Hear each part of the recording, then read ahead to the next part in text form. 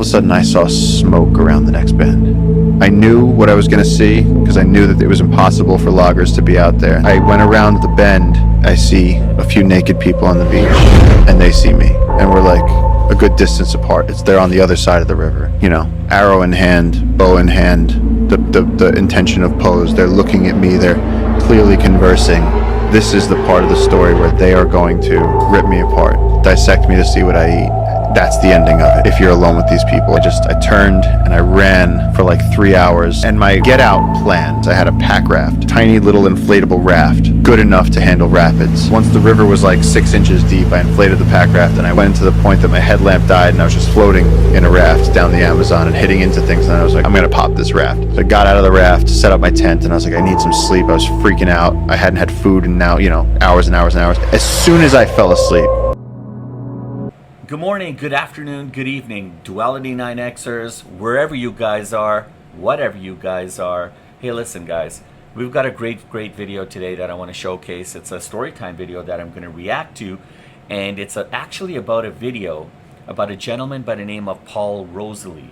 Now, if you guys watch one of my YouTube shorts, it's about how a naked tribe in the Amazon attacks this man or tries to attack this man. So that was just a little short, right? And obviously, with shorts, they're like 60 seconds or less. So this is the actual full video. So what happened, so let me tell you a little bit about the folks involved. So Paul Rosolie is an American conservationist. He's also an author. And he actually has, so he spent a lot of his work, he did a lot of work in the Amazon. And so he wrote a book back in 2014. It was a memoir called The Mother of God, and it actually details explicitly his work in the southeast of Peru in the Amazon rainforest. It's absolutely incredible. I haven't had a chance to personally read it yet, but I'm hearing from people that it's actually a really good read. And if you guys are into that kind of stuff, and if you guys obviously care about the Amazon rainforest, we all should, you definitely want to read his book. And so Paul also has a group called the Jungle Keepers that he founded, and their objective is to aim to protect over 50,000 acres of rainforest land. So it's absolutely incredible. So definitely, when you guys get a chance to search him up and try to get that book, Mother of God.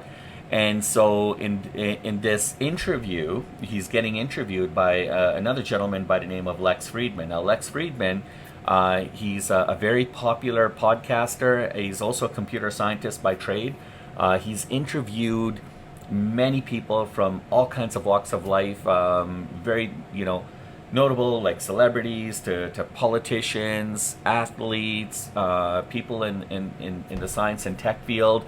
So if you get a chance, definitely look them up as well too. But the links to the original video, to Lex Fridman's video with Paul Rosolie, it's all going to be in the description. So definitely check it out and subscribe to him. He's absolutely great.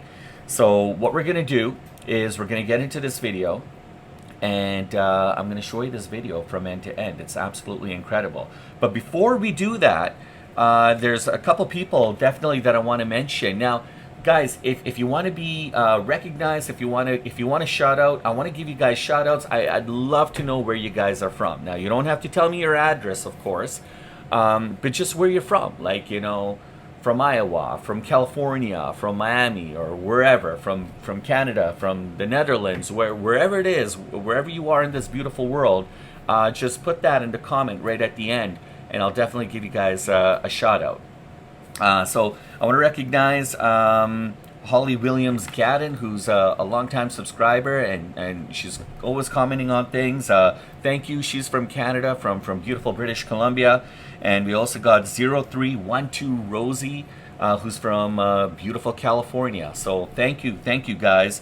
We also have a couple new subscribers, Pikachu 6227, and Lily OX, or Lily_OX2WI, I believe. So I apologize if I butchered any of those handles, but if you guys are ready, I'm ready. I hope you guys are strapped in.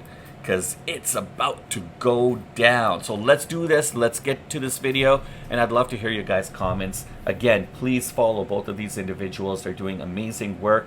We've got Lex Fridman, and we also got Paul Rosolie. Without further ado, let's get it.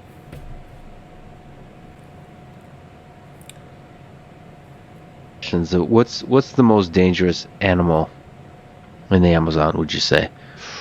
Mammal. Let's go with mammal. Dangerous mammal. Like dangerous in terms of you walking around doing the solo hike. I'm gonna disappoint everybody with this, but it's humans. It's nothing. There's no. If I'm out in the Amazon, there's nothing that's going to attack me. You know, and in India, you might have an old leopard or a tiger that's missing a tooth that decides your prey, or you might have an angry elephant that's in must that just decides to flatten you. In the Amazon, you're not. There's jaguars won't even let you see them. Yeah. And there's really nothing else. One of my friends, a brilliant scientist friend of mine, Pat, got attacked by a rabid ocelot once, but that's like a dieseled house cat just having a fit. You know, wasn't the worst thing in the world. Just the assholes of the animal kingdom. Okay, what in terms of humans, you said that the tribes, some of them uncontacted, can be exceptionally dangerous. What's your experience with them? What should people learn? Because it's such a fascinating part of life here on Earth that there's tribes that don't have much or any contact with the quote-unquote civilized world. Most of the people that I meet don't actually really understand how isolated these people are, or how weird it is that we're sitting here and that we have iPhones and airplanes and all this stuff, and these people are living naked in the forest at this moment. And so the thing, though, you know, and I also was recently, somebody said, oh, there's like Paleolithic tribes, and it's like, no, just by default, they're modern tribes living now. They just happen to be living out in the jungle. And there's a huge debate about, you know, do we try and contact them and bring them in? And there's two camps of people on this who they say that it was the trauma of the rubber boom that sent them out that far into the forest and made them terrified of the outside world. And so that's also what made them so hyper violent. I mean, there's one of the guys we work with on our team, Victor, was in, I think it was 2004. He was coming down river and he had a load of mahogany wood, and he's piloting this boat, and he sent two people, husband and wife, ahead to go start cooking breakfast on the beach so they could put the little kitchenette thing down and put the propane. He sent them ahead as he's going nice and slow with the barge coming down the river. They go ahead, reach the beach, they get out. He starts cutting some cane to start making a fire. Tribe comes out. No warning. They just start screaming. They start shooting arrows. The man instantly gets an arrow through the leg, and it pins his leg so he can't run. He tells his wife, go, save yourself. And she does. She jumps in the water. There's arrows falling around her too. And as she's floating down the river, she looks back, and the last thing she sees is these guys getting to her husband and beginning to rip him apart. As Victor comes down the river, this is a guy we work with every day, he comes down the river and sees his friend disemboweled, opened up, dissected. His parts are all over the beach. The beach is red. And they only found out what happened because they found her later on holding onto a stick in the river. And they're like, guys, what happened? And she was like, they just attacked. There's a lot of accounts, right, they don't about people's encounters, you know, with these tribes, you know, with these people in the Amazon and just in the jungles, right? And there's lots of accounts of, you know, things like cannibalism and things where they get attacked. But you have to understand that these people, for most of the part, have been away from any kind of modern civilization. So the interaction is very few and far in between for a lot of these tribes. You know, they don't have the opportunity to interact with a lot of, you know, people in the modern world, if you want to call it that. And so there are people on the ground who understand the native language and the cultures and the customs, and they're doing their part to try to kind of maybe not necessarily integrate them into our society, because a lot of these people want to be left alone. They want their own identity, their own culture, their own customs to be preserved. hence that's the reason why they live where they live.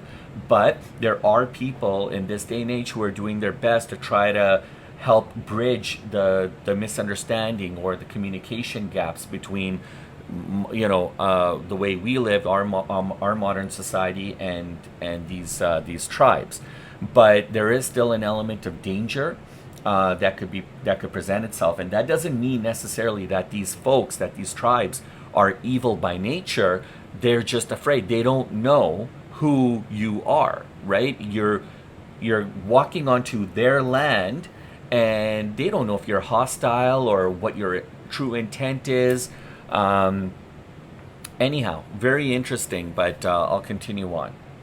People on their land, on the sort of the underground WhatsApp chain of the Amazon, in August, like this was not internationally known. Some loggers went up and tried to steal a few trees from where the tribes were, and then everybody sent the pictures of what the loggers looked like after a few days, because the tribes porcupined them with arrows. They were laying there on the ground with just arrows sticking out of their bodies. And then eventually the authorities came out and looked, and there was just these white bodies. I'll show you the pictures later. There's just these white, puffy bodies with like the skulls sticking out, and it was like, you don't mess with these tribes. I wonder what's the mythology around that they construct around who these outsiders are. Are they gods? Are they demons? Are they humans?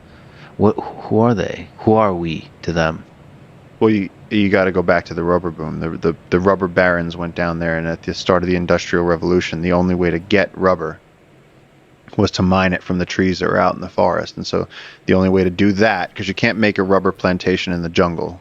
The rubber, when it's in plantation form, when it's a monoculture, it gets this leaf blight and it all dies.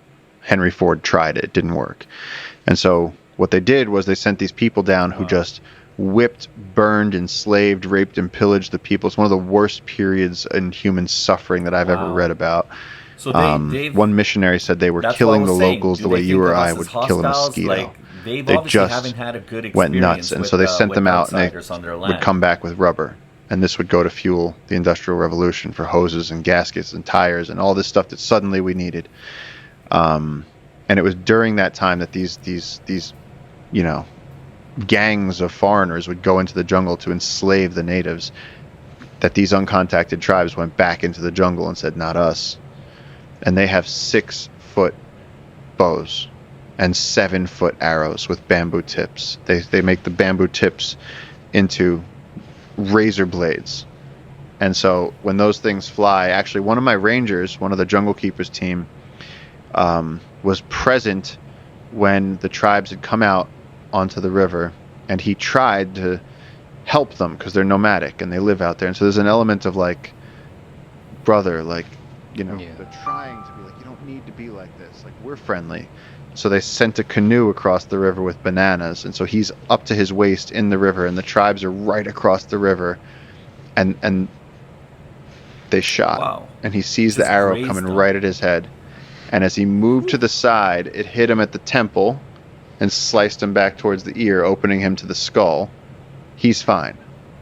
But let me tell you something, when he goes and gets a crew cut, it's the most badass the scar you've ever seen, man. And so he always keeps it real short on that side, but even if you try to help them, they're not necessarily friendly. That's a tough lesson. Yeah. I suppose they have a point. They have a point, and protecting them is a default of, now that we're protecting all this ecosystems and all these other indigenous communities, it's like we all sort of live with this knowledge that the hermanos, the brothers, are out there, and that's the way they want to keep it. And so we just have to be respectful of, like, you don't camp on certain beaches at certain times of the year because we know that they might be there. You really have to be careful about that. Have you yourself interacted with any? My interaction with them came on a solo where I pushed it a little bit too far. And I was planning to do a 3-week, this was like the big one.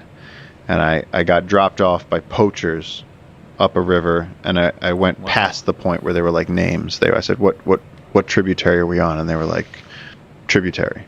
And I was like, okay. And I said, leave me here. And I remember the guy being like, are you committing suicide? And he didn't understand that. I was like, no, I have a backpack and I have like food, and like I'm gonna like take videos, and I have a tripod. And I was like, we're cool here. And they looked at me like they were like, goodbye. And I was like, all right. And I like went up this river, and again, like you learn these things, like, it was only when I'd been alone for a week that you realize there's that saying, they're like, oh, you're born alone and you die alone. It's like, no, you're not. You're born into a room full of people usually. At the very least, your mother's there for everybody. And so you've been around people probably, if you're a normal person, every single day of your life. Yeah. You've seen dozens, if not hundreds of people. And all of a sudden you realize what a social creature we are. Because on day 6, it gets weird. For me, it got weird. I know there's people that can do it longer.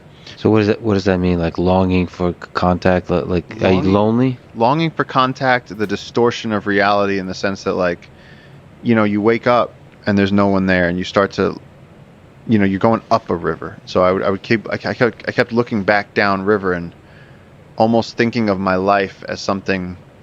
It was almost like I had already died and I had gone to somewhere else, and I was looking back on that life as like something that I had experienced, and then there came this panic of, what if it's gone?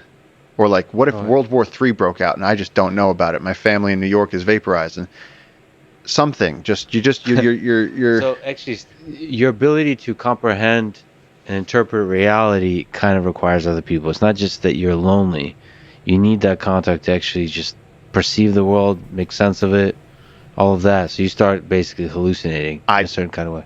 I started feeling very uncomfortable. It doesn't help also that, like, Santiago told me these stories where he's like, if you hear capuchins sounding not quite monkeys, if you hear capuchin monkeys sounding not quite like capuchins, he goes, it's the tribe and they're coming to get you. And then the guy who was shot, Ignacio, they showed me videos where we saw them on the beach and they're communicating in monkey calls. They're using it as code so that we don't understand them, even though we don't speak their language. But they're using animal calls. And so every night you go to sleep and then you go, did that tinamou sound off? And you're like, shit. And it's really hard to fall asleep. And then, like, one night I messed up and I left a fish. I, like, cleaned this fish. I ate, like, this huge fish. I just ate it to my face. You're putting out, like, marathon levels of energy every day. Like, Goggins would love solos. He'd be like, this is awesome. Yeah. You eat fish raw? This one I actually cooked it, but the skeleton was laying there right outside my tent. Stupid. Yeah. And in the middle of the night I wake up, and I just could tell there was something there, and then, like, you almost don't want to look. It's like when you're a kid at the basement door and you're like, is there a ghost? It's like, I, like, unzip the tent and I, like, open it up, and there's, like, 27 black caiman outside of my tent all looking at me like this, and, like, some of their heads are this big, and they're like, there's fish there. Can we have it? And I'm like, holy shit. And, like, I was like, I kind of, like, had to, like, scooch the tent back and, like, move back and let them have their fish. And there's a host of crocodiles outside of my tent. Like, scores of alligators. But no, so then there wait, how many? Like 27, and in between maybe. You and there's a lot. Big ones, small ones, of medium-sized ones, every type. They were all there, and their eyes glow in the night. You shine a light at animals, and they have a tapetum lucidum, and so their eye shine comes back at you. If you shine a headlamp at a jaguar or a frog, or almost every animal has a tapetum. So these are croc. There's a whole lot of them. Yeah. I thought, can we go back to the part of the conversation where you said the jungle is not dangerous? The humans are the most dangerous. Well, did they eat me? No. Why didn't they eat you? They wanted the fish. Is there some way of you interacting with them that shows that you're not a source of harm? I don't believe so. I'm sure there's someone out there that thinks they can talk to crocs, but because there's a story of you grabbing a croc by the tail. Yes. What did you learn from that? Learn to not always listen to JJ. So JJ was testing you to to see how stupid I was. How do you hold the crocodile exactly? You have to get him by the head, like an anaconda, like this. And so you're one of the world experts at grabbing creatures by the head. I wouldn't say world expert, but I've done a lot of it. I also have, you see how there's, like, kind of a ball there? Mm-hmm. That's where a crocodile tooth went in that side and, like, came out that side of my. Wow. That was a really good chomp. And the watch I was wearing at the time saved me, because that, like that. Just real fast, just chomp. Just whack. Like somebody took a sledgehammer, you put your hand on the table, and I just went, bah! Really hurt. Shouldn't have been doing that. How did that come up? Because I caught a croc that was too big. So usually when we catch little caiman in the streams and we measure them to monitor the populations, you get it by the neck, and then I tuck the tail under my arm, and I hold it. And you're talking about a little, 4-foot croc, nothing. And this one, I dove into a swamp, and I caught like a 6-foot spectacle caiman. and her head was big, and I had her by the neck, and I realized I couldn't get her tail under my arm because her tail was all the way back there, and she started thrashing. And it was like probably croc number 375 that I'd caught, and I just got a little cocky, and I said, she's, I just like grabbed her by a leg. I was like, I got this. And she just came back and tagged me, and I went, okay, gonna go back to being safe. Just to linger on it, what is it? One of the bigger predators in the Amazon? What? And is it going to? Are they going extinct? Black caimans? Black caiman I believe they were critically endangered for a while, because for a while the fashion industry loved their skin. It's soft and it's black. They're bouncing back a little bit now. Like most animals, if you leave them alone, they'll be fine. I mean, crocs have been through, how many millions and millions of years on Earth before us. I mean, that's even the joke with the joke, but that's the grim reality of tiger conservation. There was 100,000 tigers in 1900. Now there's 4,000 tigers left on Earth. Wow, that's It's not rocket guys. science. I did not know that. All you have to do is not bulldoze their forest and allow there to be some deer, and tigers will be fine. Mm-hmm. That's it. It's so simple, and that's like sometimes where I feel like I have the dumbest job in the world. I'm like, guys, please stop killing the things that keep us alive. The Amazon regulates our global climate, produces medicine, is home to indigenous people. It's beautiful. Preserve it. Leave it alone. Rainforests only cover 3% of the planet's landmass. Like, it's not that much to ask. We've got plenty of other resources. If you all around leave their the world home that we can untouched, tap they'll figure out into. how to have sex and multiply. Except for pandas, apparently. Because pandas you have to convince. Yeah. Humpbacks, they went from 130,000 down to, I think, about 8,000 at whaling times. And then when we banned whaling, since that time, where I think we're back up to over 100,000 humpback whales, they've bounced back. It's a success story. We're not going to lose them. Okay, so you're on a solo with Crocs looking at you. See, this is why you're good at this. I would have lost. We would have been. No, that's pretty epic. Forever. With the fish, that was your mistake. Okay. That was my mistake. Most people, I don't understand how you're still alive. I mean, it's really inspiring. When you come, I'm gonna show you. You told me you're coming already. Yeah, you're 100% coming. But you should. If there's any place, I mean, sort of a grim joke, but if there's any way to die, that's a good one. Yeah. If I'm being honest, it's a cool one. It's a pretty cool one. You'll become part of the. Yeah. I mean, I'm not even like joking. There's a oneness to the whole thing. All the stories, just reading your work, looking at your work, it seems like you're part of this machine that is nature. This incredible machine. Like, we all die, and we're all part of this big thing. That humans do have the capability to also construct narratives and stories and myths and tell them to each other and share them with each other and have more sophisticated ways, therefore, to communicate love to each other. But animals do as well. Probably one of the they best communicate things I've love, heard, maybe guys. more simply, maybe more honestly. Anyway, so you with the Crocs and the fish. Yeah, so I messed up. I left the fish out. Croc showed up outside my tent. But in the end, it was fine. I backed off. They had their way with the fish, and then they all started biting each other. It was fun to watch. Sorry to interrupt, is that a general rule you want to not leave?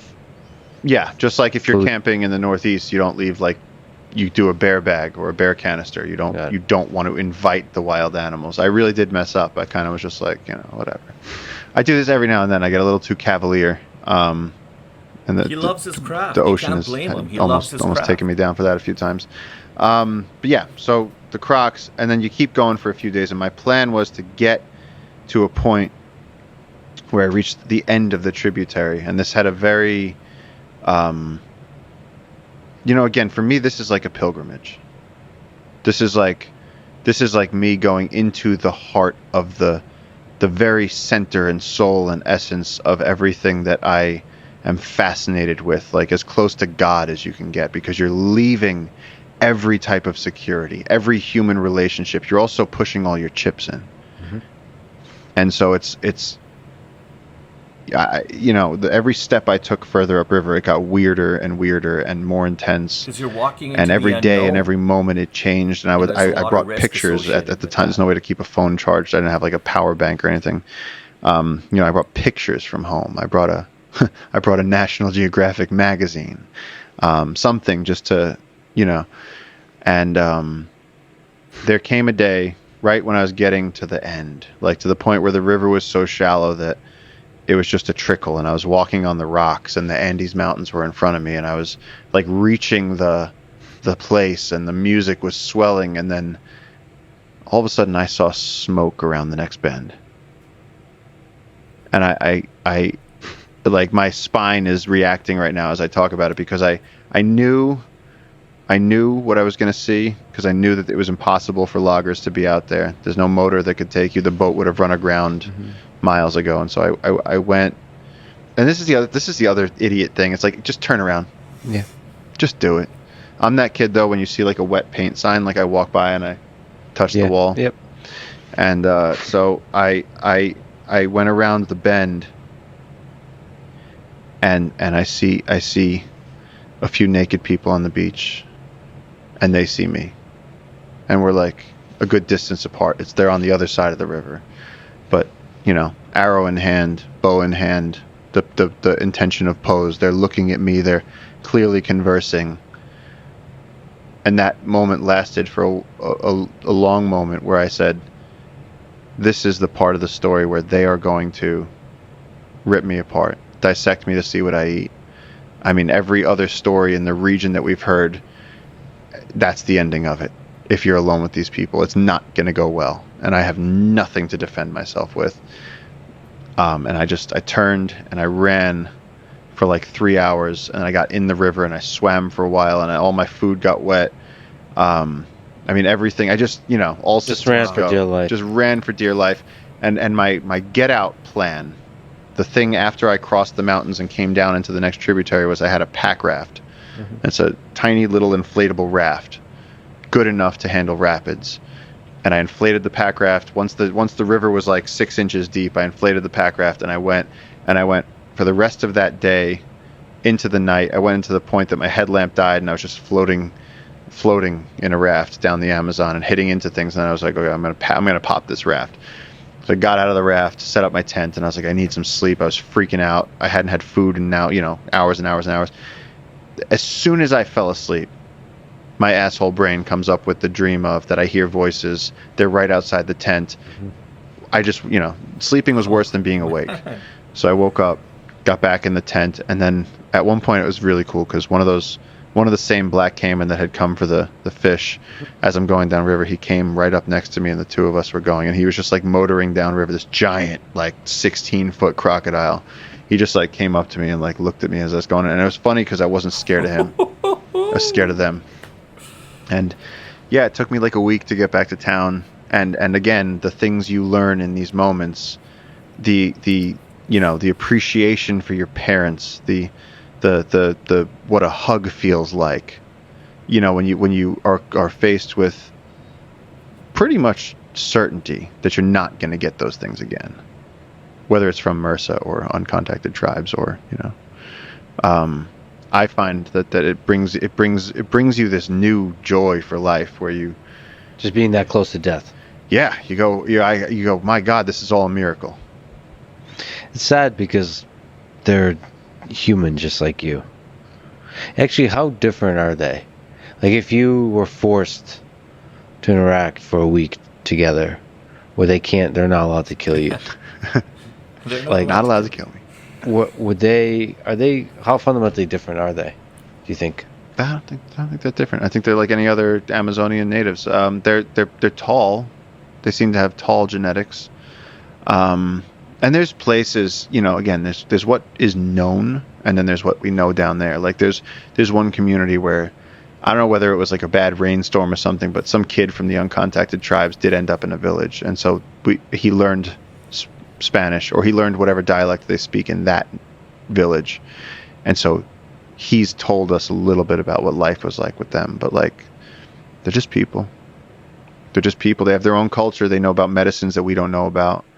They definitely have hunting practices that we don't understand. They can hit a spider monkey out of a 160-foot tree with a bamboo arrow. We can't do that. I mean, they are incredible hunters, and also like living naked in the jungle with the botflies and the mosquitoes. I don't know how they do it. Like sometimes at night, and again, we don't have night vision, whereas almost every other animal does.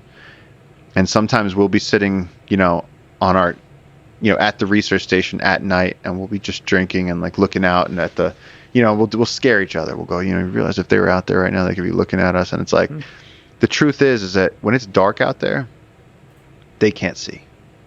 It's not easy to start a fire with matches and a lighter and gasoline. They do it with friction. They have some beads on survival that we could really learn from. Not to mention that then you have people that believe that they are actually the guardians of the extinct giant ground sloth, and what they're doing is, living out there because they're protecting a secret population of previously extinct megafauna. But there's all kinds. I mean, it's like you go into the crypto world so quick. I've heard so many people be like. But then again, you have to be humble at how little we know about that world, about the world of life. Like you said, there's so much of life in the Amazon that we don't. Creature with no names. Wow.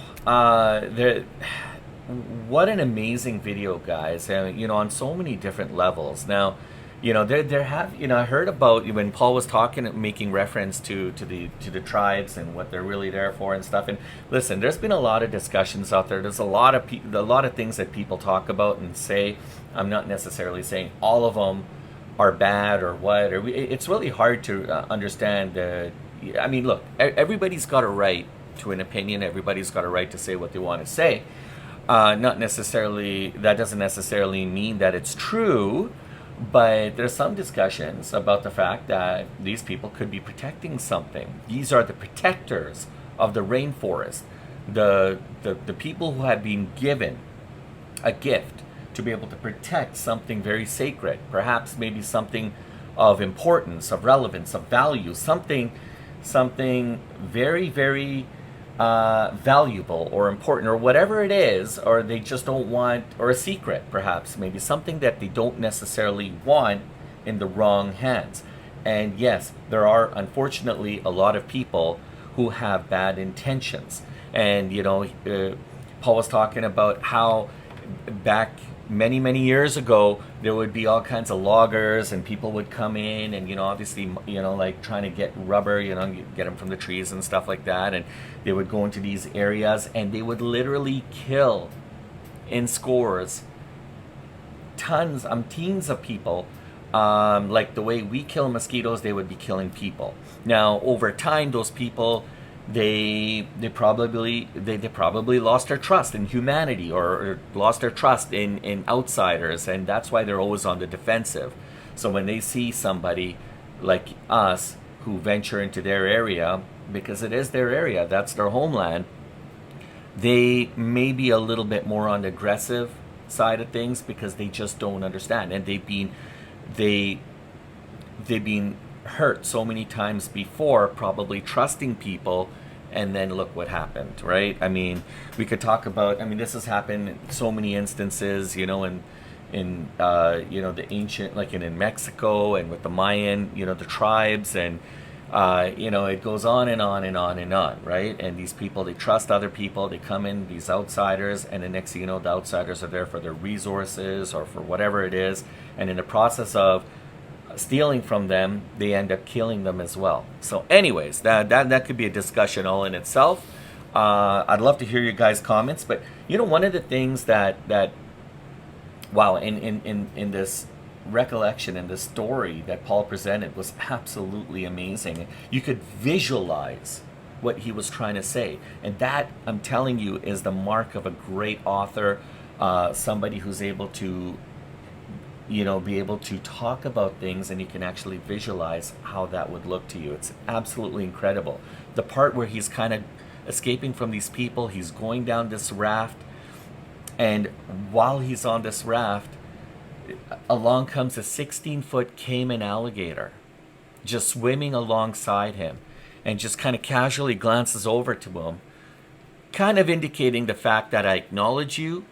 You're doing what you're doing. I'm doing what I'm doing. I'm not hungry right now. I'm not going to terrorize or rip you apart. I'm just doing my thing. But that respect between humans and animals has happened on so many instances at so many times before. You hear about people in the desert, you know, or like in remote places in the world, in jungles, and all of a sudden they're face to face with a Bengal tiger or a lion or a pack of hyenas or wolves, you know, if you know, and there's been so many stories and nothing happened to them. And for one reason or another, they were spared. Their life was spared. But it's that mutual respect between humans and animals. And I love hearing about those kind of stories, because at any given time, that alligator could have just used his power to just rip apart Paul and his raft and obliterate him, like literally. But it chose not to do so. You know, just, I tend to digress, and I apologize for that. But you know, it's like when we were whale watching, you know, in Steveston in BC, and I love that place, guys. If you ever go to Richmond, BC, and there's a place called Steveston, and they have all kinds of whale watching tours, and they're great tours, by the way. You get to see a lot of things. We saw a minke whale, you know, there's gray whales. I mean, there's all kinds of, but we were there for the orcas, right? And we were there, and people call them killer whales, but we were there for the orcas, and these creatures, these beautiful, magnificent creatures, are absolutely, like, I mean, to see them face to face, to see them in the wild, in their natural habitat, there's nothing, you can't even put a price on that. You can't. For all the times we used to watch them on television during Shark Week or whatever, like National Geographic, looking at them in magazines and books, I'm telling you guys, you have to see them in their natural habitat to truly respect and admire these you know, just the way they handle themselves, their grace, their beauty, their elegance, everything about them. It's absolutely, like, I can't even put words to it, guys. You know, we were in a boat. There was a couple instances. One, the recent one that we had, we were in a boat, and we were watching. There was so many pods of killer whales, or orcas. The correct name is orca. And there was so many different pods. There were even these transient ones that would come in because they're not really known to the area, and you know, these could be like just kind of like groups of random, like orcas from like the coast of California or other parts, and they just kind of come up there. But anyhow, they were huge. They were massive. Some of these are like, you know, 4, 5, 6 tons for one. Like, imagine almost the size of an African elephant, right? And when they go up in the air, and orcas, by the way, orcas love to entertain. So when they see these boats, I don't know what it is, but they know there's people on these boats, or, you know, they know that there's, you know, people watching them, right? Like us. And I don't know what it is, but they start to put on a show.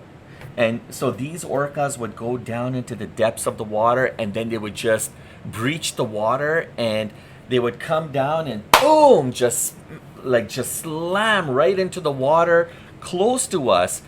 And you could feel that, like, you could feel their presence, just the sounds, the vibrations. It's like, it's unbelievable. And you hear it, like that loud pop sound when the whale breaches the water and smashes right back into the water. It gives you goosebumps, and it's at that point you truly know how significantly smaller we are when we compare ourselves to all these magnificent creatures and mammals and animals all across this planet. We are so tiny compared to all of them, in so many ways, in so many aspects. And you know, I had a new profound respect for these beautiful whales after that was done.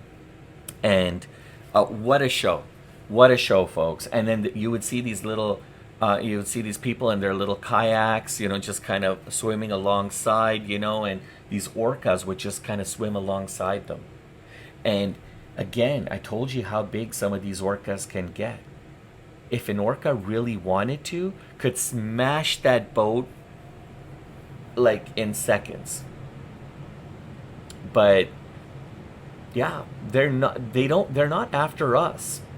But if we continue to you know, if humans flip the script and start hunting orcas for whatever reason, for their meat, or for whatever crazy, like for soaps and makeup and all kinds of stuff. And if things like that happen, orcas aren't dumb. They're a very intelligent animal, probably one of the most intelligent animal species in animal kingdom. They're actually dolphins, believe it or not. And if they come to whim that humans are the enemy, then we're in trouble. We're in big trouble. But there was another instance when I was in Victoria, BC, and we were doing whale watching there, and we're in one of those kind of like inflatable, those like Metzler type inflatable boats. So there wasn't a lot of people on there, and we happened to get too close to these orcas, and they were actually, I think there were a transient group of orcas, and they were feeding on a porpoise. Yeah, there was like red all around, and right away the driver of the boat's like, we got to turn around and we got to get, because we don't want to be too close to orcas feeding. Not a good thing. Anyhow, guys, I went off on a tangent there, but please, if you guys ever get a chance, it's an unbelievable experience. Having said that, the other thing that kind of blew me away was how Paul would kind of talk about, he would make reference to exactly how many tigers there are left on this planet. I didn't know there was only 4,000 tigers left. That's really sad, guys. It's very scary. I mean,